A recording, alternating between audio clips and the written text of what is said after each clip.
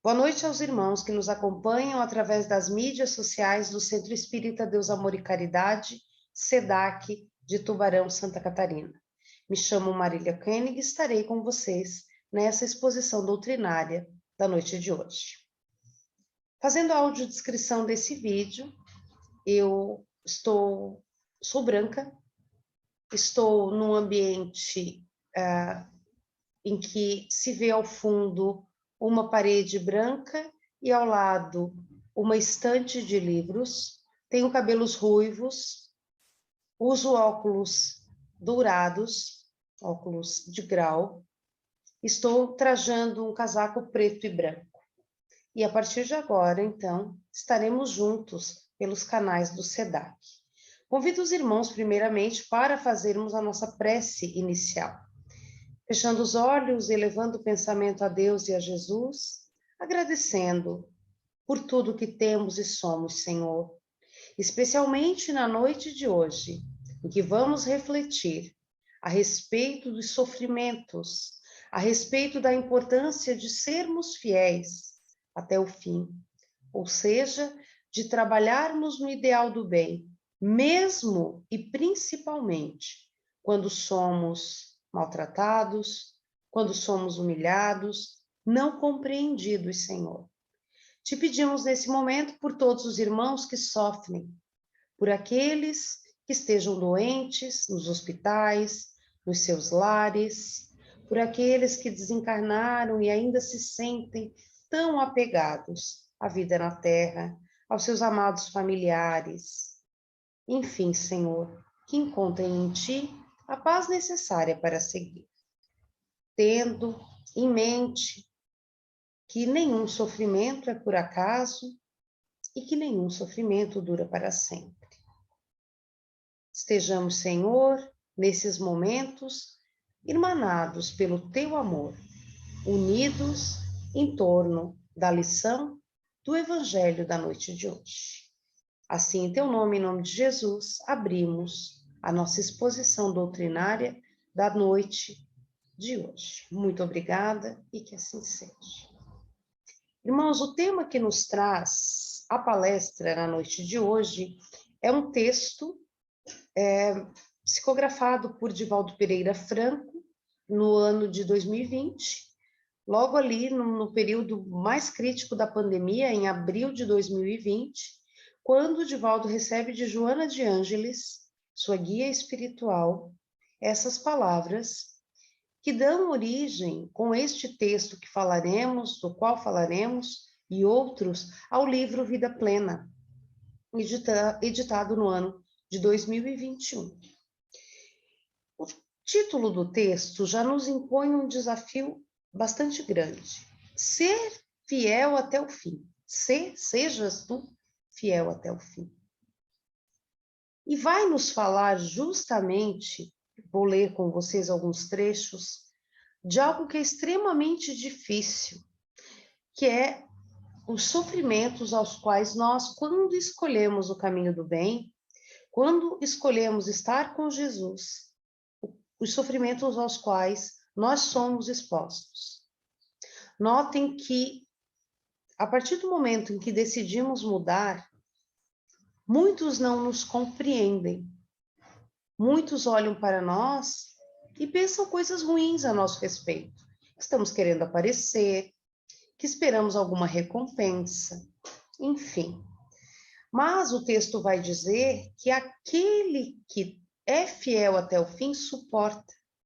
E o quão nos é difícil, no atual momento em que nós vivemos, com a evolução espiritual que temos, ainda bastante imperfeitos que somos, a dificuldade que temos de aguentar, de tolerar essas mágoas, essas ofensas que nos chegam.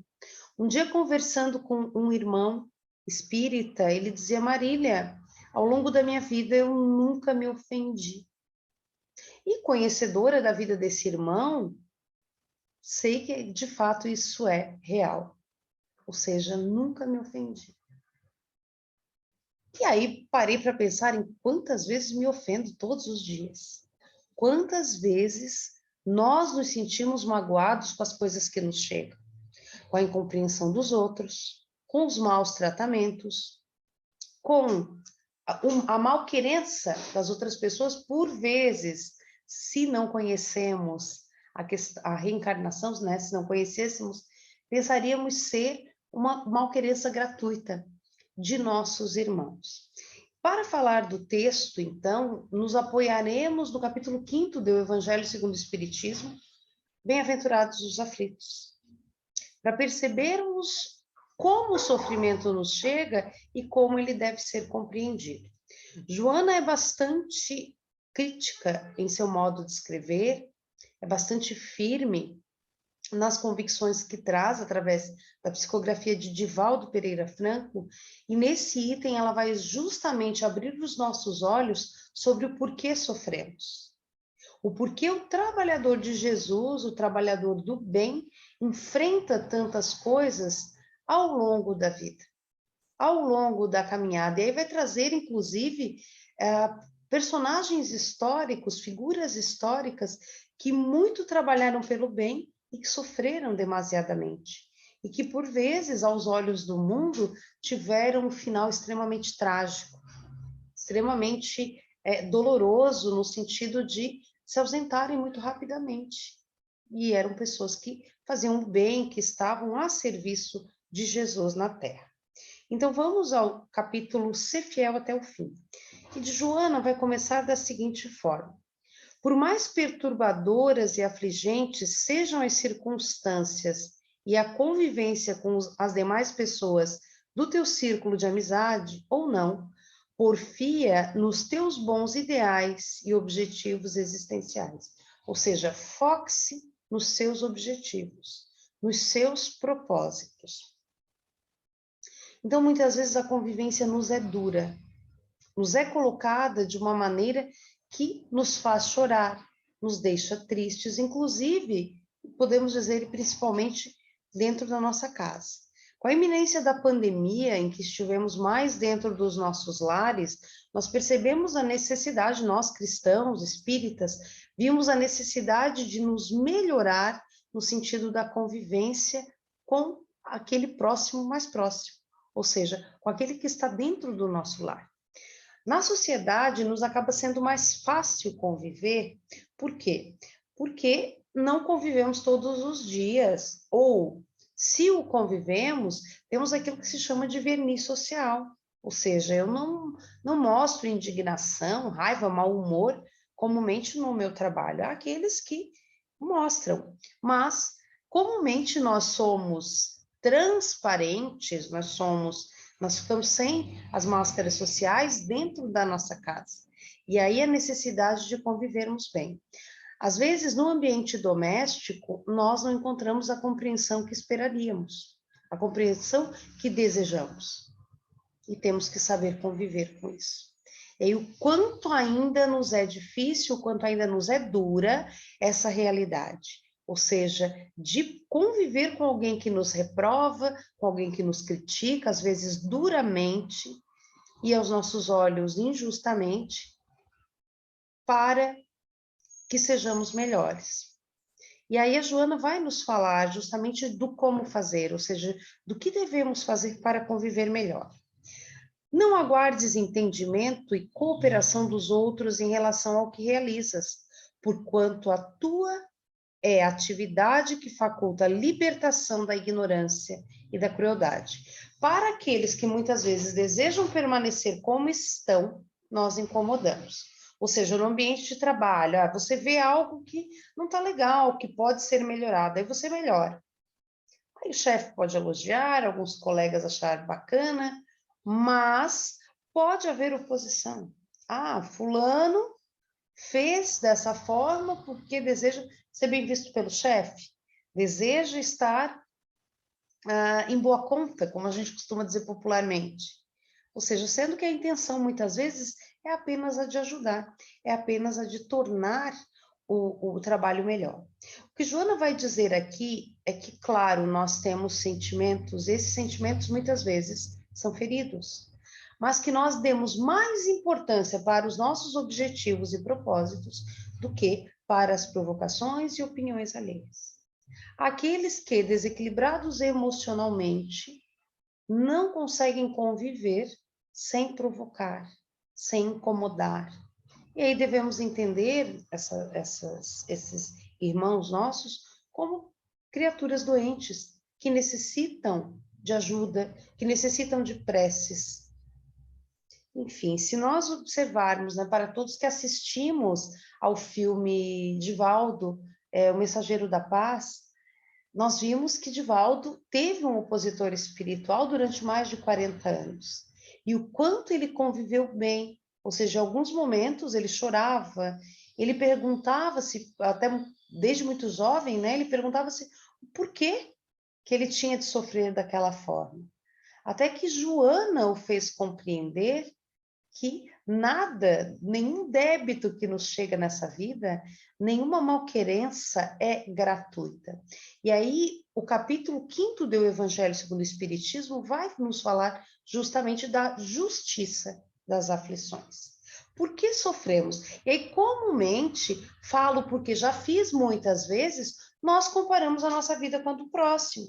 Olhamos para o vizinho, para o colega de trabalho sorridente, com boas condições financeiras, boas condições de saúde, com uma família linda, nós dizemos, mas o fulano não tem problemas. E olhamos para a nossa vida, mas como eu tenho sofrimentos. Nessa terra, no estágio em que vivemos, no mundo ainda de provas e expiações, em transição para um mundo de regeneração, todo o que aqui está sofre. Ainda que para nós pareça que o outro viva uma existência dourada, ele também sofre. Isso não deve nos confortar. Acho que a gente pensar assim, né, que bom que, né, não sou só eu que sofro, mas deve nos fazer pensar de outro modo, que não deve nos confortar no sentido de comparar nossa vida com o outro, e se há alguma rusga, nós desejarmos o mal ou acharmos que é justo aquela pessoa sofrer imensamente. Não está nas nossas mãos julgar. Mas pensarmos, e aí de certa forma é reconfortante, que mesmo aquele irmão nosso que dispõe de fama, dispõe de dinheiro, de boas condições de saúde, parece ter uma família extremamente harmoniosa e estruturada, também tem seus sofrimentos íntimos. E aí, pensarmos que não somos injustiçados. Ou seja, tudo que ocorre é por uma razão. Ou seja, ou erramos nessa vida, com a nossa, e a mais das vezes e aí o Evangelho vai falar nisso, pela nossa imprevidência, pela nossa invigilância, dos pensamentos que levam a sentimentos ruins e que levam a hábitos e a atitudes igualmente perniciosas para nós. E aí, às vezes, nós nos perguntamos. Então, aquele exercício que Santo Agostinho refere-se lá em O Livro dos Espíritos, de realmente todas as noites nós tirarmos um tempo para perceber se um sofrimento está ocorrendo, qual é a nossa participação nisso, comumente, a mais das vezes, nos dá respostas muito positivas, muito afirmativas, no sentido daquilo que devemos melhorar.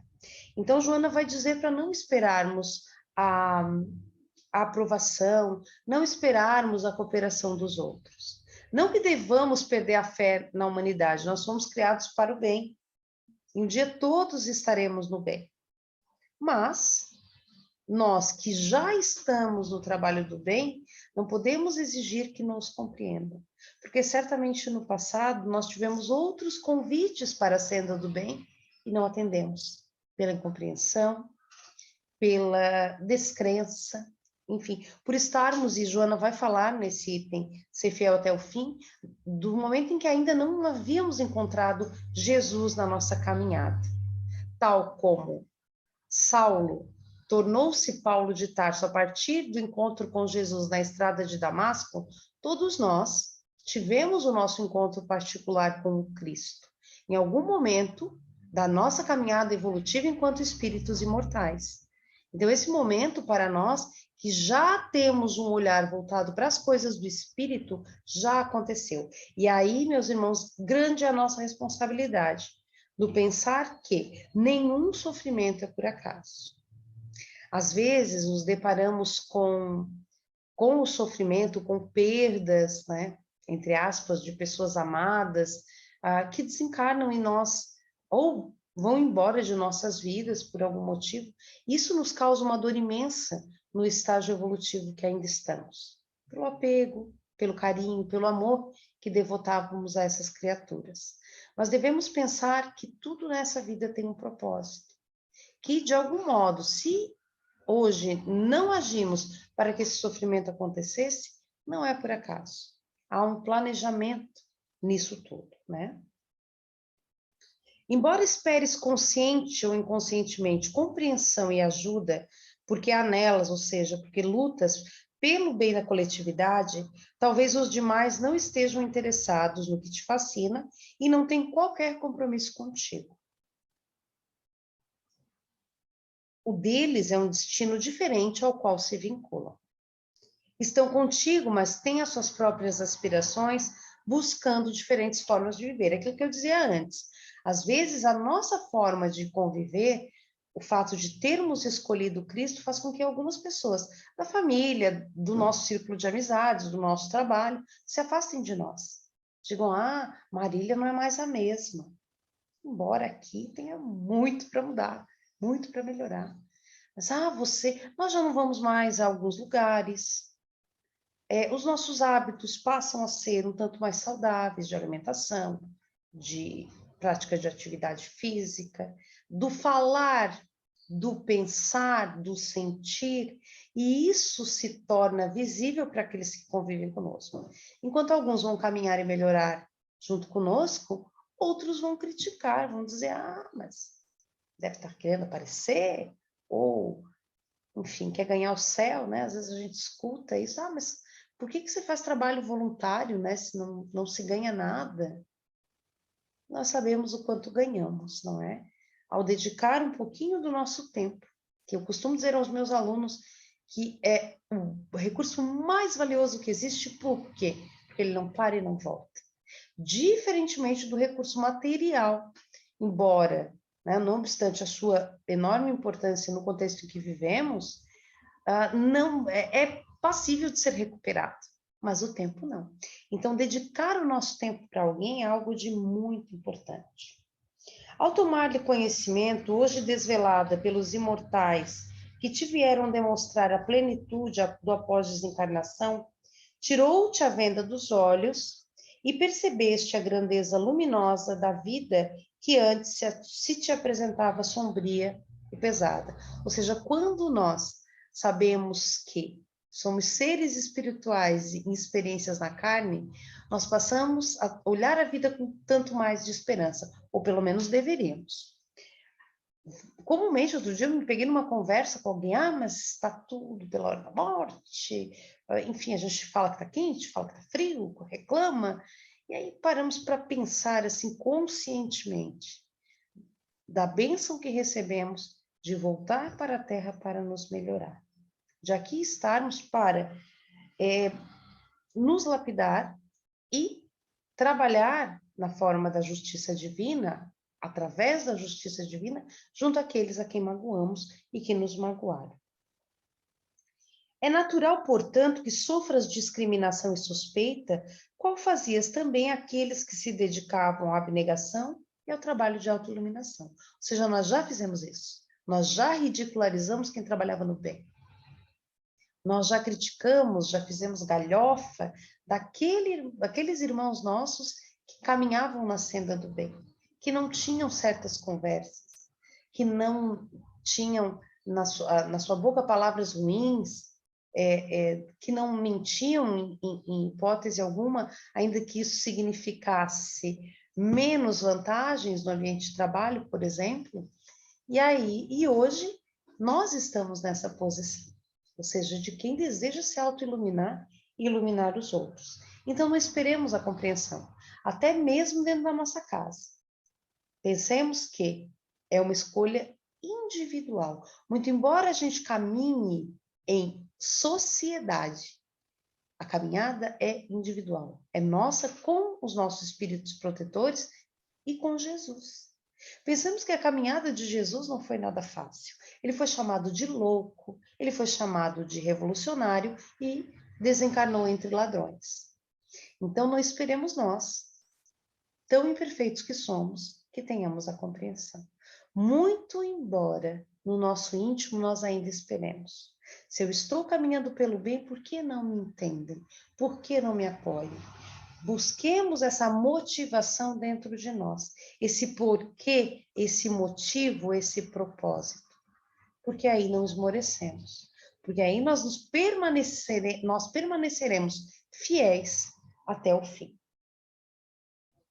Quando se prepara um pomar ou um jardim, a tarefa inicial é sempre desafiadora, diz a Joana, né? Tem-se que trabalhar o solo adusto ou sem vitalidade, coberto ou não de cardos e relvas perversas.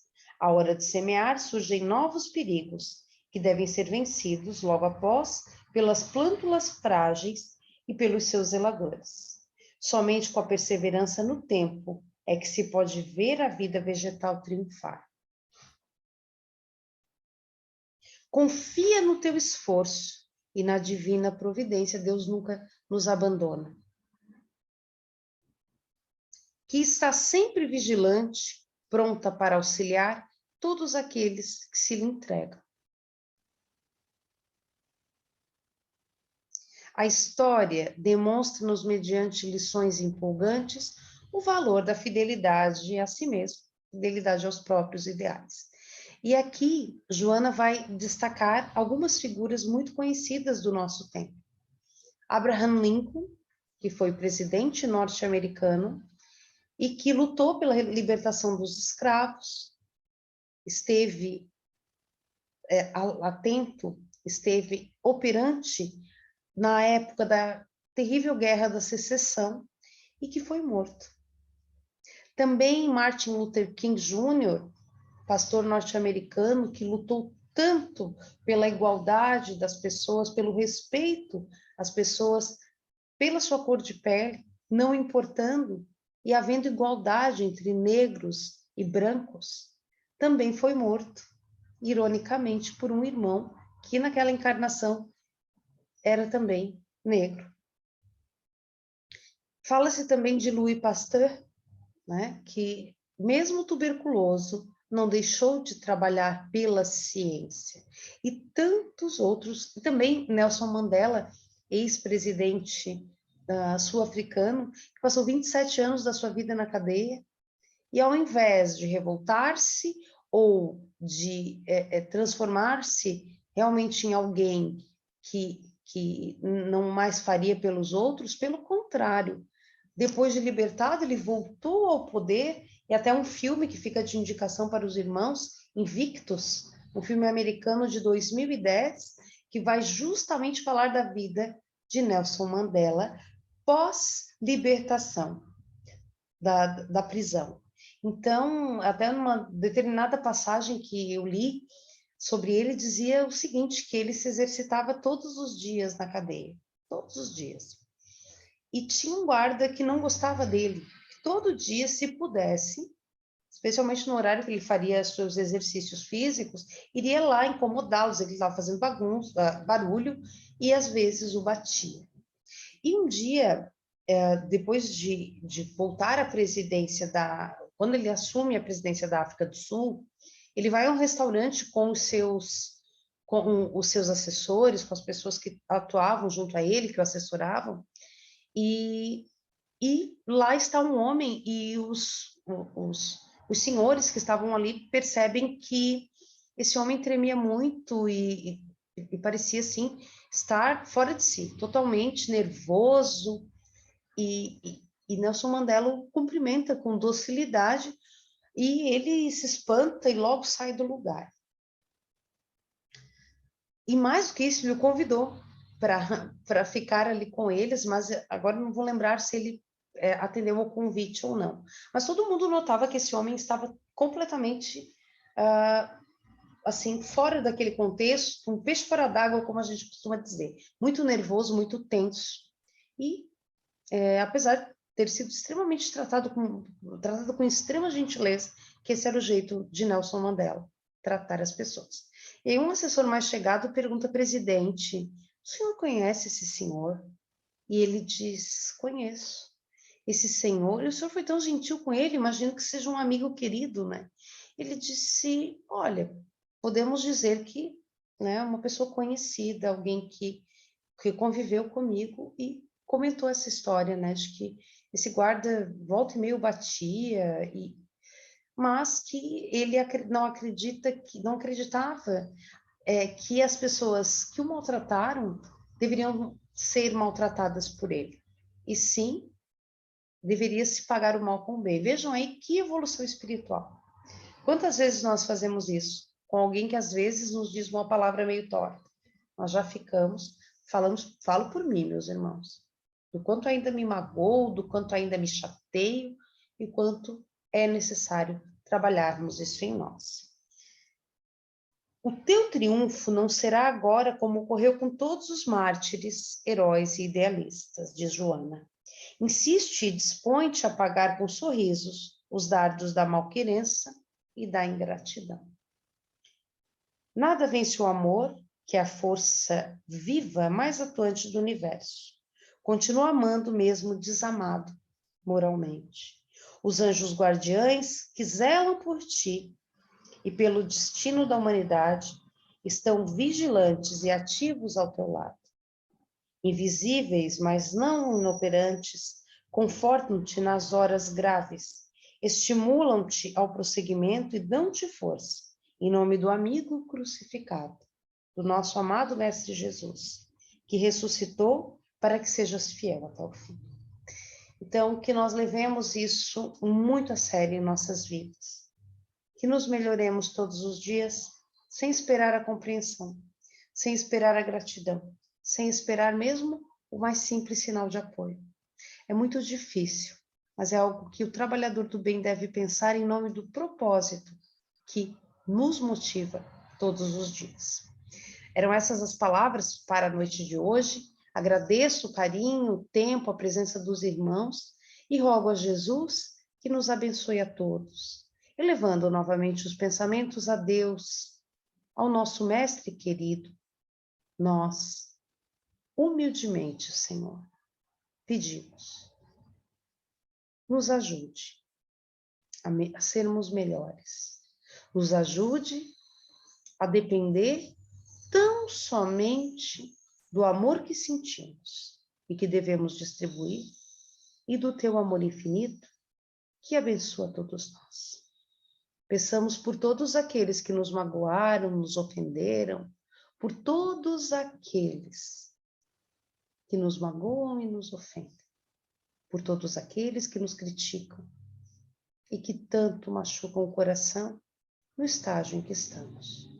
Sejamos, Senhor, mais suscetíveis ao perdão e à elevação de quem, sabedor de estar fazendo todo o bem possível, não se enche de orgulho, mas de humildade, a humildade de sabermos que estamos fazendo aquilo para o qual fomos criados. Assim, em teu nome, em nome do Mestre Jesus, nós encerramos a exposição doutrinária da noite de hoje. Muito obrigada, Senhor. Que assim seja.